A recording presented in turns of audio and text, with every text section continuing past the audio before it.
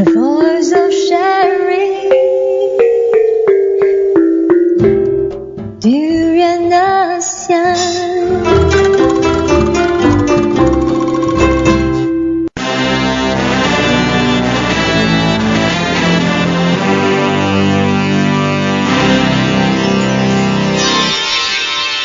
ASEAN Dailies. First and foremost news from Southeast Asia.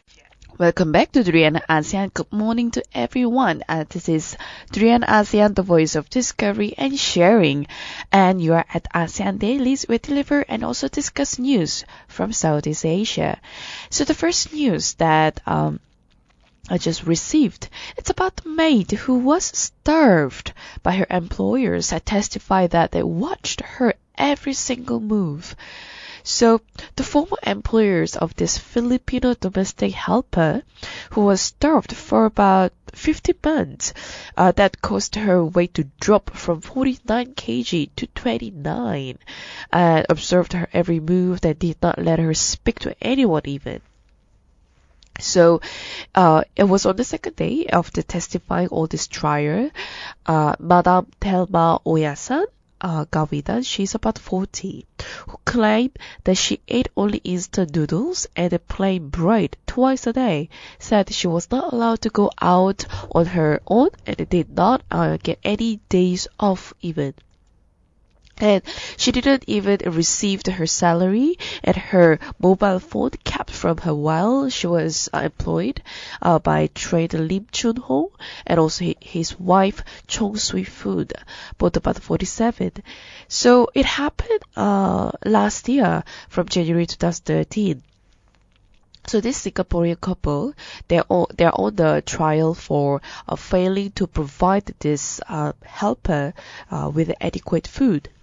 And also, they face one charge for of contravening the employment of foreign manpower, and they also face a count of abetting them in committing the offense as well. The helper told that the court that she was allowed to initially to use the toilet in their condominium. But after working for about a few months, she was allowed to use only the public toilet next to the swimming pool. So, I mean, even though she sometimes urgently needed to use the toilet, she still could ask me to wait, and then they will accompany me to the toilet, which is pretty unethical when you think about it. For a maid or helper, they're there to work. They're not there to be treated unfairly. And the salary even was withheld by her employers, who told her that they were saving for her, which not so sure. She only received like $500 allowance while working with the family, but was also made to put in the plastic bag and asked to hide it among her dirty clothes. So, asked why she did not tell anyone about how she was being treated by the family, but according to the maid, she was scared for them, and she didn't have any courage to tell anyone. They were always guiding them in the house, every moment, every movement she take in the house, and then they also watching me, guarding me. If she ever makes a mistake, they're gonna get a very big fuss about the mistake as well. So after she started work, she also locked her mobile phone in her suitcase, which was not kept in the Lim's house. Her employers told her they could take the luggage to the storeroom near the airport. So the one occasion, she also saw the Indonesian domestic helper at the opposite apartment unit. The Filipina gestured at her stomach, but the Chung saw her and scolded her, saying that she was not allowed to communicate with anyone. So basically, this Filipino helper wanted to work in Singapore and ended up getting very, very mistreated by this couple in Singapore, which is they really need to learn and be educated properly how to treat their own assistant when it comes to working in Singapore. And this is not something that how you treat your own helper. And this is she was given at least 3 meals per day that consist of rice, bread, meat, vegetable, and some fruit, which is very healthy. But then after a while, it got less and lesser, and she barely had food in a day, and she also lost a lot of weight, and that disturbed her walking process as well.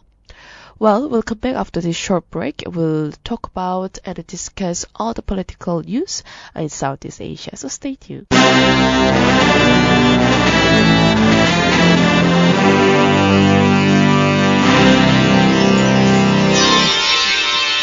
ASEAN Dailies. First and foremost news from Southeast Asia. Welcome back to 3 ASEAN, the voice of discovery and sharing. So we are at the ASEAN Dailies, where they deliver news from Southeast Asia. Well, on Wednesday morning, the first political news that we would love to discuss and deliver to you is from Myanmar. That Myanmar's high opium output has a huge test for Aung San Suu Kyi's government. So it has stabilized for the third year, and the UN said but remained a daunting challenge for untested government of Nobel laureate Aung San Suu Kyi that takes power in February next year. So Myanmar produced an estimated about 647 tons of opium in 2015, and that is second only to Afghanistan. The UN Office on Drugs and Crime in UNODC said in a new report. That figure was steady from the previous year, as it was the total area under opium poppy cultivation, which stood about 55,500 hectares in 2015. And Jeremy Douglas, who was from UNODC, chief of Southeast Asia and also the Pacific, warned against calling the stabilization a success. Well, production remains at high levels, and displaced the farmers without alternatives may return to growing poppy. And also Myanmar is a major producer of not only opium, but also its the heroin, but also the highly addictive drug, the meth as well. This is quite a sort of dangerous production that it is coming from Myanmar, because this illicit industry is definitely worth billions of dollars, and that is, of course, is driven by poverty, conflict, and Chinese demand as well. Narcotics pose another headache for this NLD party, and they will soon govern the large, impoverished, and also fractious nation after winning a landslide election victory, which was just in November. So, given that scale of the challenge, definitely she has a very big task in front of her, and it's not something that's going to be fixed overnight or in one day. So this party NLD's election manifesto contained only 2 fleeting references to narcotics, and they do not recognize the existence of this problem, but they also do preoccupied with the preparations for transfer of power, and also they can't find a chance to think about it seriously at this moment. And Aung San Suu Kyi has often addressed the issue of drugs in her speeches before. So, right now the situation there in Myanmar, even after this election, even under this NLD government, the military will retain formal control over the Ministry of Defense, Border Affairs, and Home Affairs, which are very crucial to counter narcotics effort as well. So most drugs are produced in the border areas controlled by ethnic rebel armies or by the Myanmar military and allied militaries as well. So it will take some time. Parts of the government that are in charge of drug controls are not going to be appointed by her, or defense, home ministers' borders are under the traditional military control. So she's definitely going to have to talk to them, also to figure out her role will be and how she can work with them. So definitely Aung San Suu Kyi has a lot of work to do when it comes to drug controlling in her own nation in Myanmar. And according to experts, that Myanmar could soon witness the explosion in meth use, and already that's a pretty common in the rest of Asia. Well, there are also few other concerns that integration of ASEAN, the 10-member regional bloc, will make it easier for drug traffickers to move illicit drug into China. So the whole Myanmar police launched an aggressive the campaign in about 2012, and a year after a semi-civilian government replaced the military rule. But here, as UNODC's Douglas said, this impact had been minimal at the same time. So these experts, such as a former UNODC project coordinator, said that the location-specific solutions need to be developed to offer these workable alternatives. So what kind of land do they have, and also how large the area it is? Is the land fertile? What kind of motivational technology do they have? They have to analyze properly at the community level, and this is the way to solve the problem. So when it comes to drug controlling in Myanmar, we'll update you more with more detailed information at ASEAN Dailies. Next news is about Vietnam. So, affordable housing key to Vietnam's national development targets. So this adequate supply of affordable housing will be definitely an essential a key for Vietnam to achieve this planned development targets. Vietnam will also be able to maintain a high rate of growth, with cities contributing to a growing share of jobs and GDP. The World Bank, this is according to the World Bank, citing that the Vietnam affordable housing a way forward. So Vietnam's population growth and new demand for the housing in cities are expected to be driven by the structural shift out of rural areas and also towards a higher productivity manufacturing and service-based economy. And of course, this share of the urban population is expected to reach about 50% by 2040, with an estimated about 374,000 additional units needed in cities each year to cope with demand. So urbanization has been used as a tool to accelerate this economic growth and poverty reduction in many countries around the world. And affordable housing will be instrumental to helping Vietnam achieve its goals for increasing productivity and also inclusive urban growth.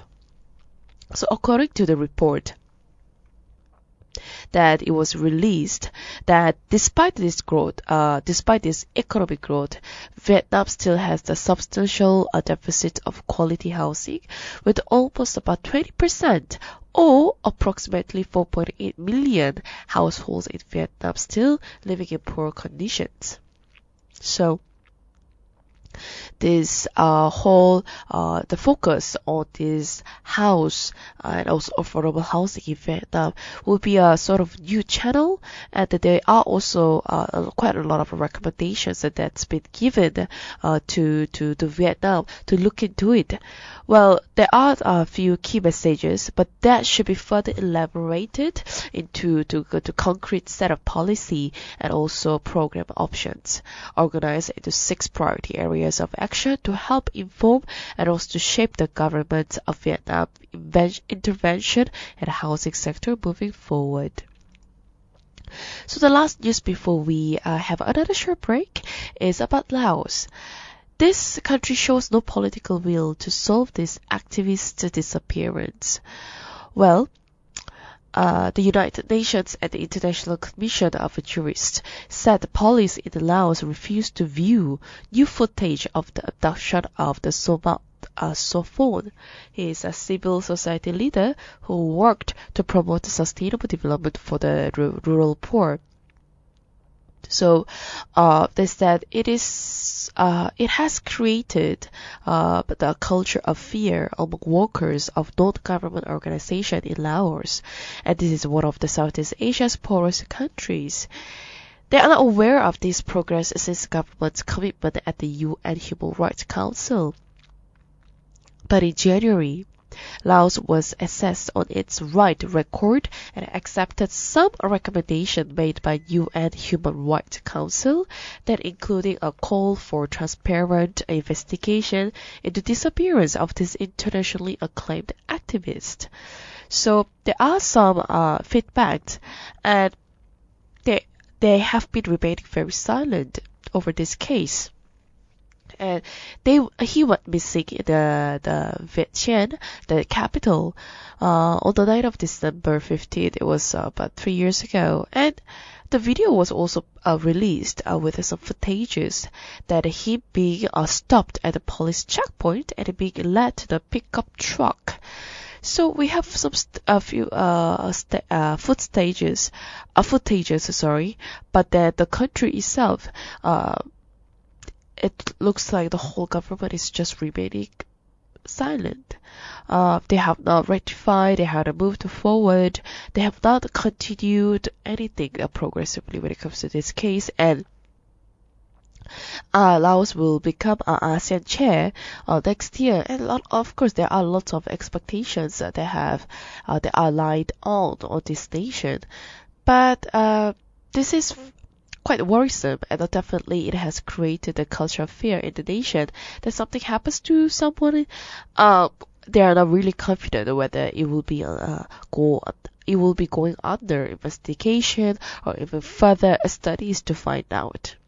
So yes, that's it for our news on the political news of Southeast Asia. We'll continue after this short break, so stay tuned.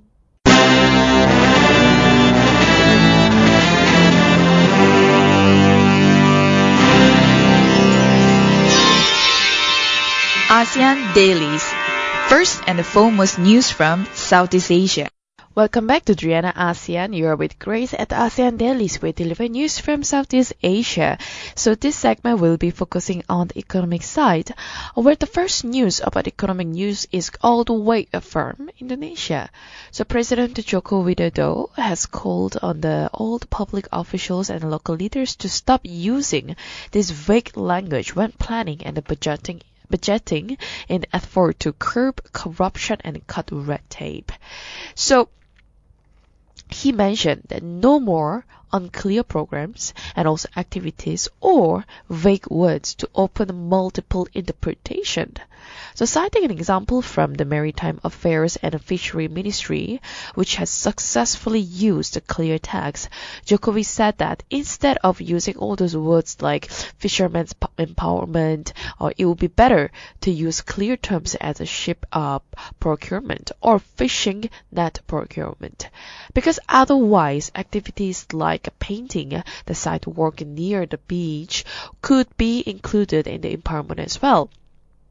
So he was suggesting for more clear language could result in also a better effective programs as well. So by using this method, they can also use people's money in a more efficient way, more concrete and right on target. So government 2016 budget is about 2.09 quadrillion rupiah, and with a 5.6% of more than what this year 2015 state budget. So of that, central government spending is about 1.32 quadrillion rupiah, and it consisting of there are also some budget for ministries, government agencies, and as well as finance ministry. So, according to Finance Minister Bambong, said that the president wanted to public affairs officials, to start implementing the language challenge and also change in 2016. So, for sure, everything must be clear, and also with so many activities and programs, better not have a vague words that will just be hung at the end of it. And if the activity is clear, the price can be controlled. And of course, in Jokowi's speeches, he ordered both public officials in the central government as well as the local leaders to immediately start disbursing budget for programs and also cutting red tape. Earlier this year, President Kohl also to expedite the disbursement of development funding. Yet this year, the rate remained quite slow.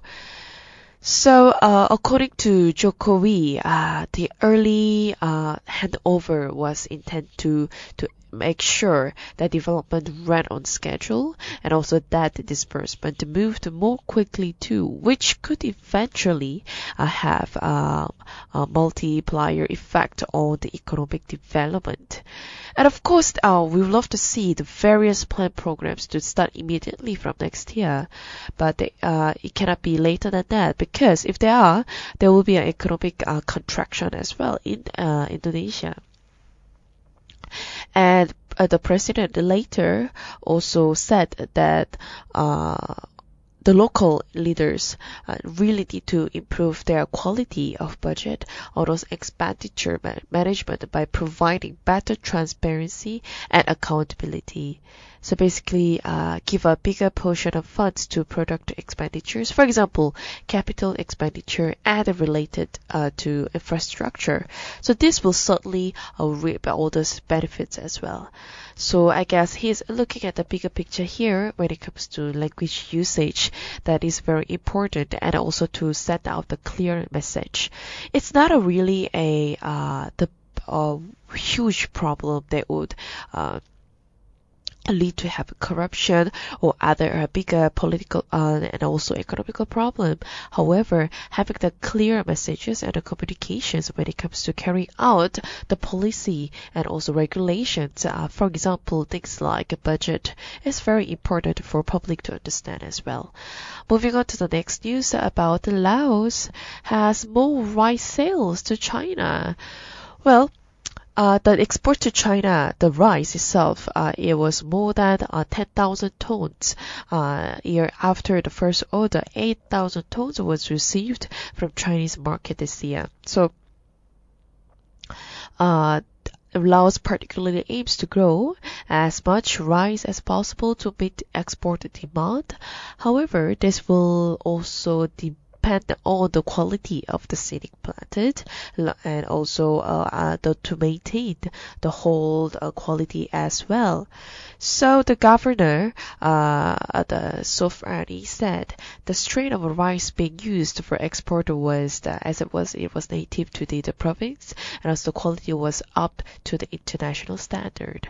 And in fact, the rice export quota for China is about 8,000 tons, but then the purchasing power of China market is unlimited, and that will definitely give more ways for Laos to sell the rice even further.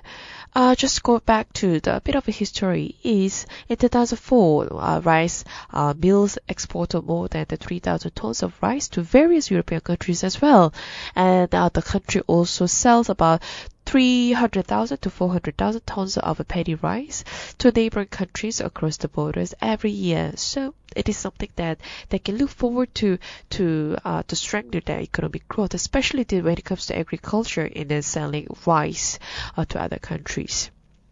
We'll take a very short break, and when we come back, we'll continue our ASEAN Dailies on Socio-cultural side.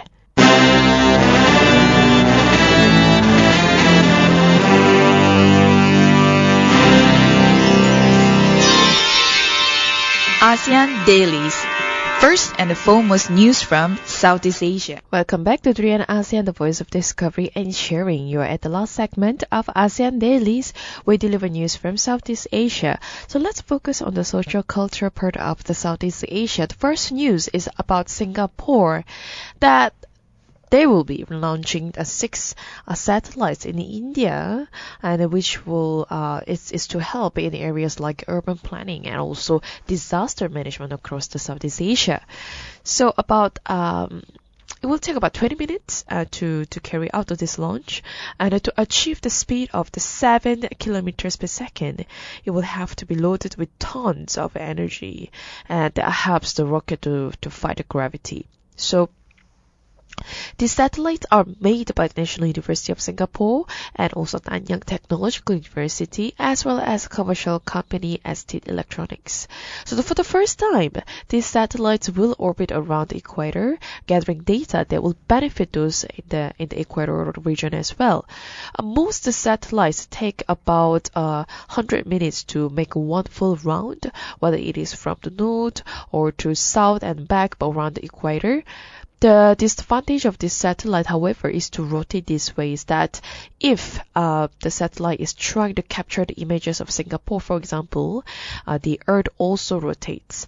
By the time it makes the one full rotation, the satellite may have missed that region as well. And apart from getting more frequent images for owners of satellites, it also means they're having more control of information. So let's say if we have our own Singapore-made satellite, they can also customize the technology, the sensors, and as well as instruments to meet their own needs. And for instance, they cannot really monitor haze, but we can get information anywhere, anytime with this. And for to have a launching in India as well, you will have a lot to even push further to get the information around the region as well. So looking forward to seeing this happening very soon. And also moving on to the next news. Well, Go ASEAN is the TV traveling channel was launched in Malaysia, and that's world's first ASEAN traveling channel tune, has named Ha Long Bay in its list of 9 best sunset selfie spots in Southeast Asia. So it's one of the main reasons why they snap photos when we travel, is to prove that we were there.